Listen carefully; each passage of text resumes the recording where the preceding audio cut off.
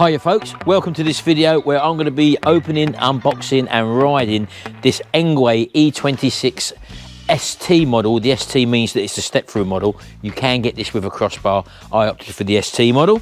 Let's get it out of the box, unpack it, put it together, get it out on the road, see what it's like. Right, as with all these modern e-bikes, they come very well packaged. I like to cut the front of the box open. Seems to give you more room to actually manoeuvre the bits and pieces. So loads of packaging in there. Okay, right, as you saw, there was some substantial packaging there, and in a way it's good because the outer box was actually damaged here, but there was such substantial packaging that it's actually protected it and there's no damage to the bike whatsoever. This is the E26 Engwe, the ST model, the step-through model there, as you can see. This is as it comes out of the box, so there is some assembly to do. As it stands there, you've got the rear light to put on there, as you can see. Cable's just left in the middle there. The rear mudguard is fitted, but there are two Allen screws that you have to take out there and just clip on the brackets there, so that's got to be done as well. Coming round to the front, there is provision for a water bottle to be installed there. Handlebars are in situ, wired up, but obviously they need fitting onto your headstock there, which needs lining up because this doesn't line up at the moment. It's probably put this way due to packaging reasons, I would imagine. So that's got to be sorted out. We've got the front light there, which is hanging at the moment. That will go onto the front there like that. We've also got the side stand, which is situated down there, and also the front wheel, which is going to be installed, as well as the front mudguard, as you can see over here. So what do we get with this bike as well in the box? Well, as I say, apart from the side stand, which we're going to fit, and also the wheel, which I think is a 26" by 4" wheel, very big wheel. You also get this set of spanners here. There we go. So you've got some a selection of spanners, a couple of screwdriver ends, and also 3 Allen keys as well. You get the pedals, which I like, are these metal pedals, and they've got the little spikes on, so your feet sort of dig into them. They give you a, I think this is the bell. Let's have a look. Yeah, there's a little ding-dong bell there. You've got the good old-fashioned bell there, which is not going to break, and it's also quite loud as well. So we've got that. We've also got a set of instructions there, and we've also got the charging block and cable for charging the battery up here. Let's just open that and have a look in here, make sure we've got the right one. This one here, yes, this one's got a UK plug fitted, so I'm happy with that. And the charging plug there is just a straightforward unit which we got there, and that can plug directly into the side of the frame there, as you can see. But let's get this bike put together, get it built, get it on the road, give it a test and see what this is all about. This is a UK legal model, this one, 250 watt motor. Right, here we go then. I'm going to start off with the headstock just to straighten this up by undoing these 2 clamps with an Allen key. Just straighten it up, make sure your forks are lined up before you actually tighten this one up, and you should be good to go. If you need to adjust the headstock, you can just undo that central nut and lift the headstock to whatever height you want. Just undoing these 4 bolts there that hold the handlebars on now. And then bringing the handlebars up, just locating them. And it's a matter of just replacing the bracket top and putting back in the 4 Allen bolts that secure this to the actual headstock. Make sure you line them up. There are markings there for you to line them up, and just ensure they're nice and tight in the position that you require. I was actually lacking the Allen key for this in my kit, but just make sure that you've got all the Allen keys. If not, lucky enough I have my own one to supply. On with the mudguard and the front light. Just take out the bolt that's already installed there. Place the headlamp on first of all. I'm not too worried about adjusting it for height at the moment, because I can do that afterwards. Locate the central 1 bolt that holds the top of the mudguard in. Just do it up, and don't do it up tight. And now for the other end of the metal bars that come with the mudguard, you just want to locate them on the bolts provided. These are pretty hard to get out because they had Loctite thread on them, so just be prepared that it is tight. I actually used a longer Allen key because the ones that they supplied was a little bit too short, as they were quite tight. Exactly the same on the back, although the rear mudguard is fitted. You just have to install these little metal arms into the provided screws there.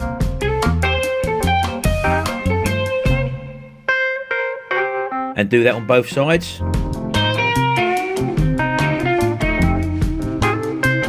Now for the rack. I'm undoing these 4 bolts.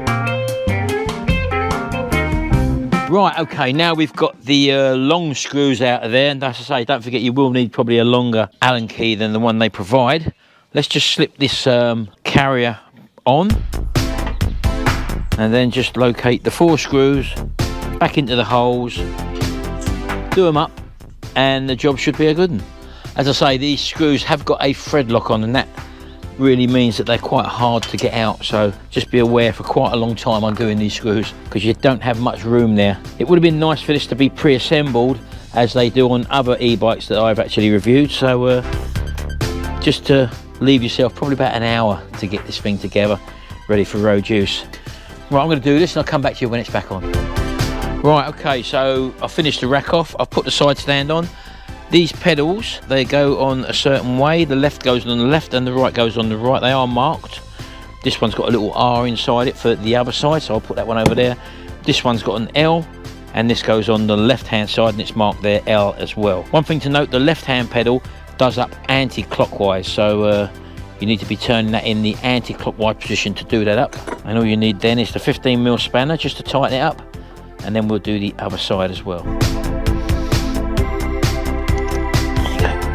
The right pedal does up in the clockwise direction.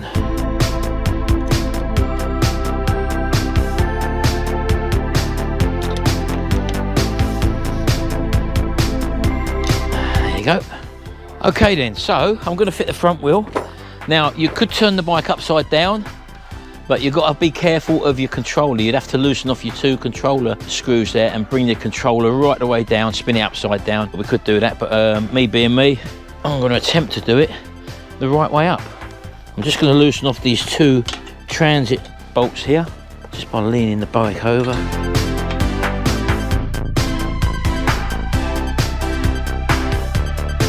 And that enables us to just drop out the transit bracket like that. Now the brake caliper comes with a little red plastic insert in there. You just pull that out. That just stops the calipers from falling out in transit, so just remove that. Here's the wheels. Obviously the disc goes on the side with the caliper, so we've just got to remove these nuts and washers. So you've got 1 nut, you've got 1 standard washer, and you've also got a washer with a little tag on it as well.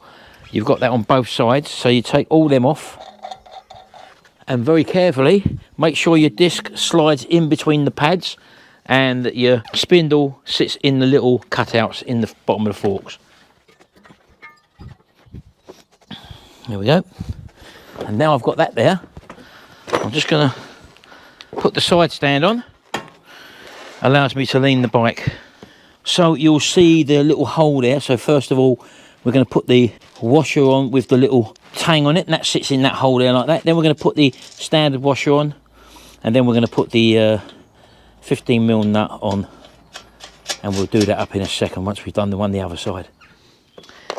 Exactly the same this side. The one with the tang in goes in the hole, the standard washer, and also the 15mm nut. And there you go. So I can just tighten these up now with your 15mm spanner provided on both sides. Now I purposely never did up this lamp bracket and the one that holds the mud guards, because as you can see you can get that wonky. So now I'm going to tighten that one up, keep it straight, and then I'll undo this nut on the side there, and then that will enable me to bring the lamp forward to the correct size. There we go. I'll just bring it forward like that, look. So I'm just going to do this one up now and get this straight so it's sitting straight along the side of the wheel.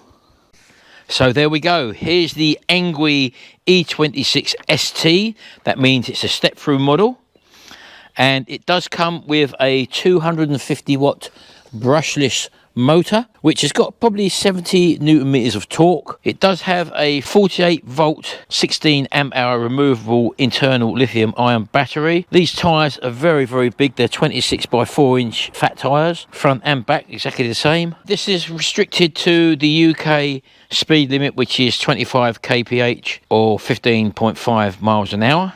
And they do state that in power assist mode it can reach up to 140 kilometers, which is probably about 80 miles, 85 miles, something like that.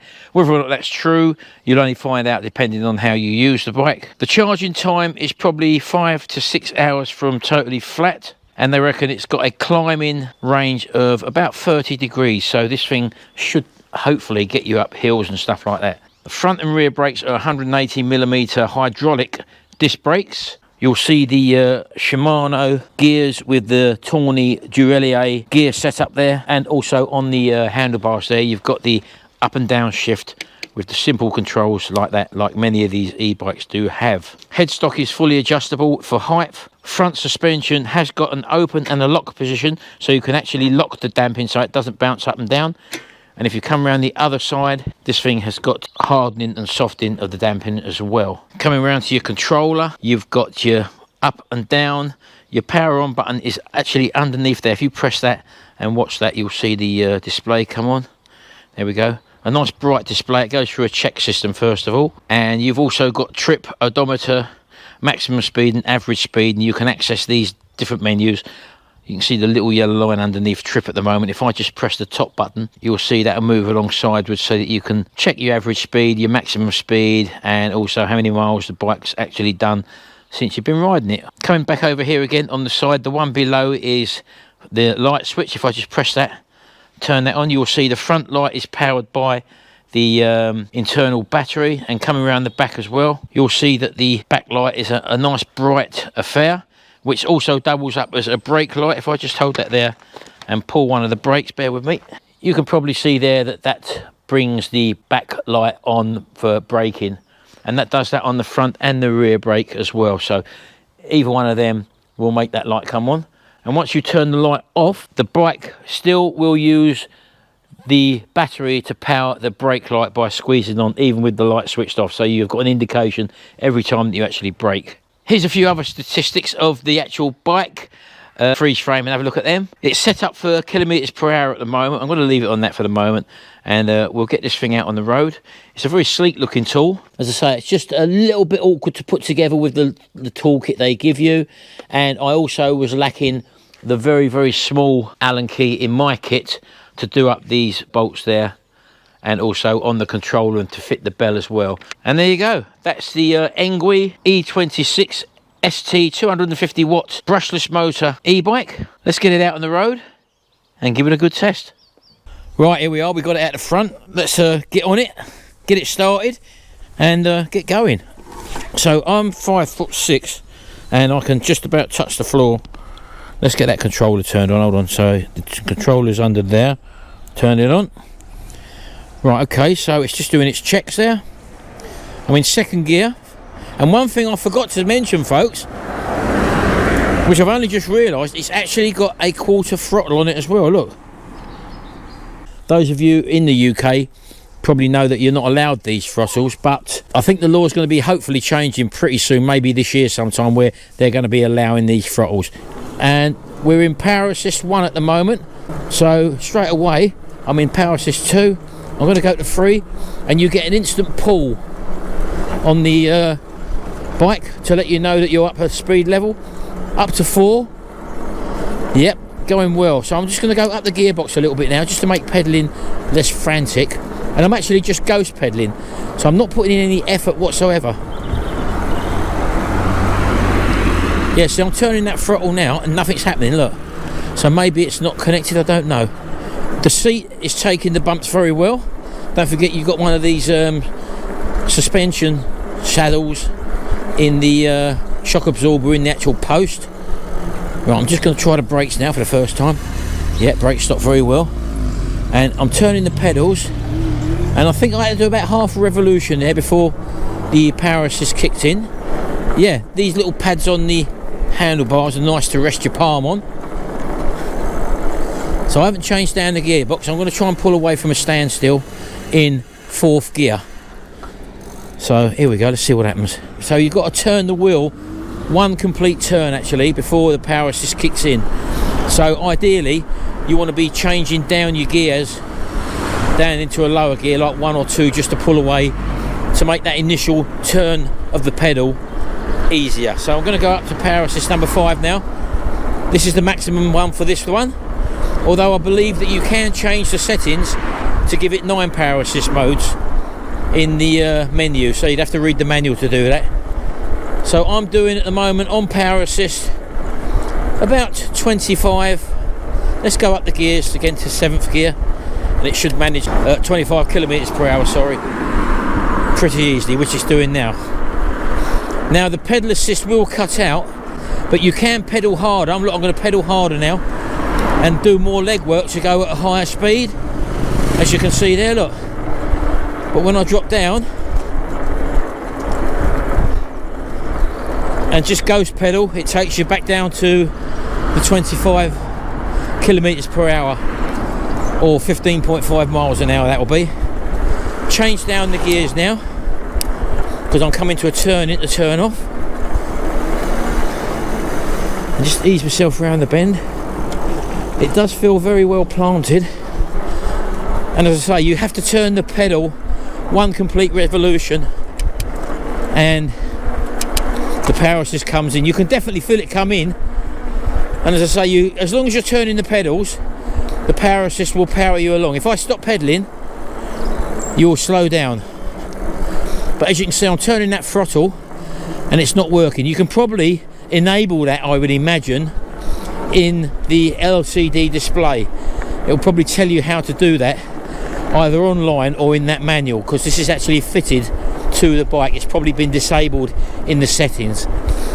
So that'll be for whoever buys one of these to decide whether or not they want to rig up the throttle or not. But all in all, the front suspension and the seat post suspension is working very well. Bearing in mind there is no suspension on the rear, so you've only got the seat post, and also the 26 inch by 4 inch tyres give you a good cushion as well. A lot more cushion you get riding one of these fat tyre bikes than the standard thin tired mountain bike type tyres you can get. A nice easy bike to ride, probably well suited for the taller rider, I would say, as opposed to a shorter rider. I've got the seat right down and I'm 5'6", and I'm touching the floor tiptoes, so if you're around 5 foot or anything less than probably my height, for example, the 26 inch wheels may be a bit too big for you. But at my height, I'd say my height upwards to probably 6'5" will probably be an ideal bike. If you're definitely around the 6 foot mark, you'll be very happy with the stance of the bike with you on it. Right, so on the road, this thing is a treat to drive. Let's do something different now and just go a little bit off-road and see how it handles that. So I'm just changing down the gears.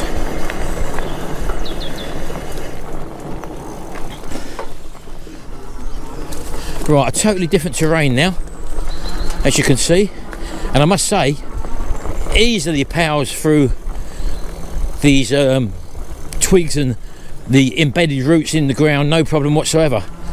I'm staying in 5th gear because I like to have a bit of power there, and it's really taking it well. The suspension's working well, so I mean that's the beauty of these fat tired e-bikes. They can go off-road and handle the terrain just as well as the roadside stuff, which they normally do. Right, so I'm just going to change down to 1st gear and pull away 1 revolution,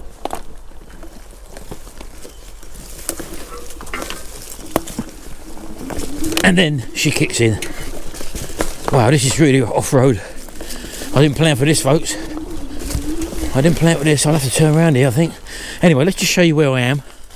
If I get off the bike, just lean it to one side, you can see where I've come all the way through here, over these twigs and branches and stuff. And as you can see, the bike sits very nicely. I say I've got the seat on the lowest setting at the moment. It's definitely capable. And bearing in mind, you've also got the brake lights as well, so anyone behind you can see you brake as well. The disc brakes are working absolutely fine. Nice to have the rack on there. That rack can take up to 25 kilograms in weight. And on the front here, as with other Engwe bikes, you've got fixings there to fix a front rack or a basket or whatever. So if you're into probably hiking or touring or just going about and carrying stuff, you've got a very good chance that you can definitely carry a very good payload on this as well. Right, let's turn it round and get out of here. I think we've done enough off-roading. Let's get back on it, and one push off, I say one revolution, there we go, and we're off. As long as you keep the pedals turning, you're okay. There we go, look, coming out now.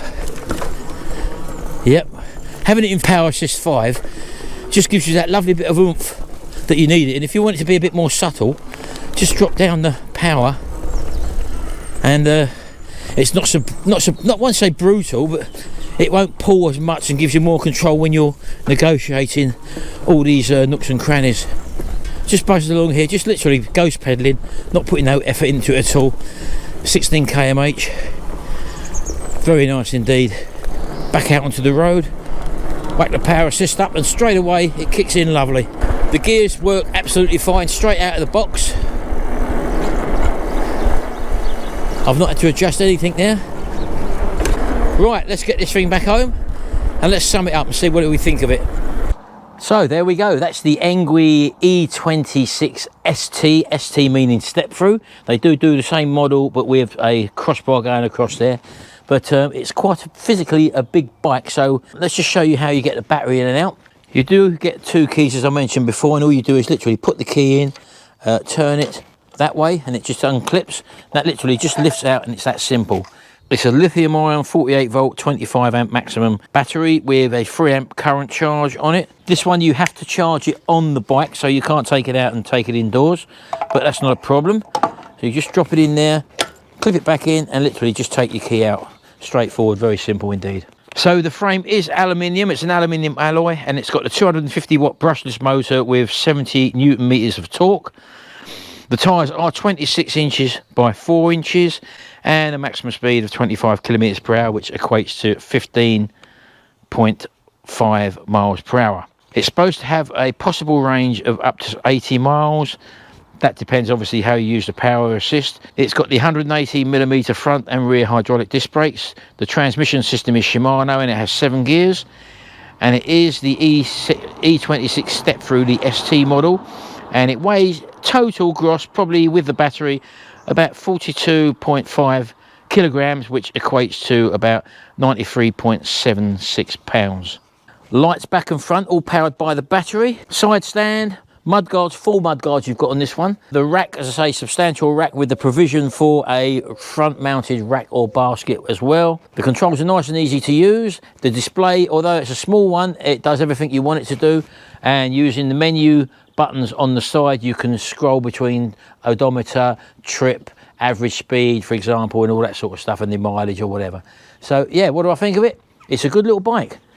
It does come with the throttle, but the throttle is probably disabled on this model. In the software, you've probably got a combination of ups and downs and pressing buttons to enable that. So it is probably ready for the UK when they do get this throttles allowed in the UK, which I thought it was 2025. So at the time of this video going out, it has got this actually installed in it. The only downside on it, I was lacking one of the Allen keys to tighten up the little screws on the display. The screws fit in the rack took me about 20 to 30 minutes just to unwind and wind in them 4 Allen keys, because they had thread lock on them, and you're not getting a very good swing at them when you're doing them. And also I had to change the Allen key that was a little bit short for another set of Allen keys, just to give me a bit more swing and a bit more purchase on them. But apart from that, it's an ideal bike, a great bike for the money it costs. And if you look down below, if you're interested in purchasing one of these, so if you're in the market for one of these, do check out the link below, and you should get a very good price on it. Anyway, thanks very much. We'll see you in the next video, and until then, bye for now.